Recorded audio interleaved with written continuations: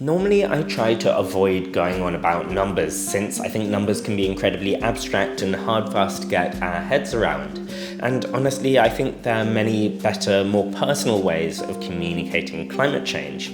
And I say this coming from a place of loving numbers. After all, I am a physicist. But all that said, I couldn't think of anything that summed up the situation more starkly than the numbers themselves today. What do you think of when you think of the Arctic? Maybe you think of polar bears or Santa Claus, or perhaps if you don't know your geography, you think about penguins.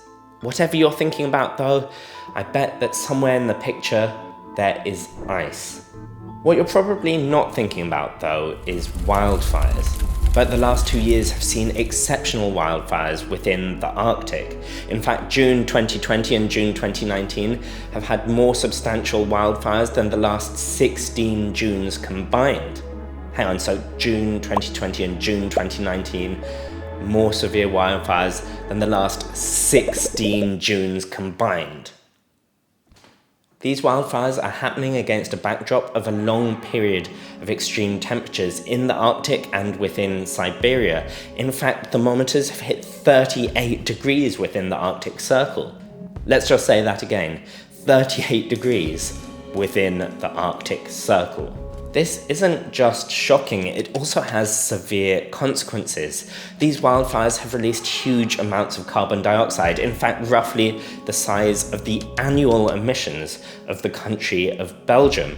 On top of that, permafrost, which is land that is meant to be permanently frosted over, has been melting. This has been releasing methane, an even more potent greenhouse gas than carbon dioxide. On top of that, the melting permafrost is damaging infrastructure, which has perhaps contributed to a huge diesel spill, which is now threatening the Arctic Ocean. It doesn't take a rocket scientist or even a climate scientist to know that if you heat up the planet, you're going to have more extreme and more frequent heat waves. But climate scientists have confirmed that most of the world is experiencing exactly that. And on top of this, the Arctic is currently heating to about 3 times the rate of the rest of the world. Okay, but can we actually say how big an influence climate change has had on this extreme heat that the Arctic is currently experiencing?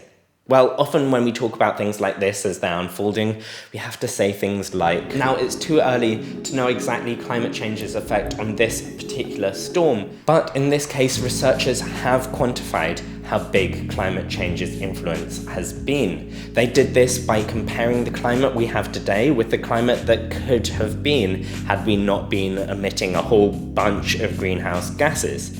They worked this out using a combination of observations and climate models. I'm not going to go into too much detail because I actually made a piece with one of the researchers for the YouTube channel Hot Mess. Go over and watch that if you want to find out more. Now, I want to pause for a second and ask you what you think the answer might be. Just how many times more likely do you think climate change might have made this event? Maybe even pause the video and leave it in the comments below. I'd genuinely like to know your answers. Okay, have a think. Okay, so the answer is 600 times more likely. 600 times! Now, I know what many of you are probably thinking. With any scientific result, there's always a range of uncertainty, and perhaps I've just picked the largest number to sound as dramatic as possible. But no, this is actually the lower estimate. The researchers found that the answer was at least 600 times more likely. In fact, the heat in Siberia, their best guess for how much more likely it was made by global warming, was 80,000 times. So it would have been virtually impossible without climate change. These numbers are overwhelming, but I'd like to end with just a few more. The world is currently heated by about 1 degree Celsius due to human actions, and we're already seeing an impact on extreme weather events like this. Can you imagine how big that influence will be by the end of the century, where the world may well be on for about 4 degrees Celsius of warming if we don't get our acts together? I'm genuinely not sure I can imagine that. But I know one thing for sure, which is that I don't want to find out. I'd rather leave that situation in our imaginations. My videos on climate change news like this are made possible entirely by my patrons over at Patreon, so if you'd like to support the channel, please do head over there. And in the meantime, make sure you're subscribed and watch a recent video on everything about climate change. Okay, until next time. Bye.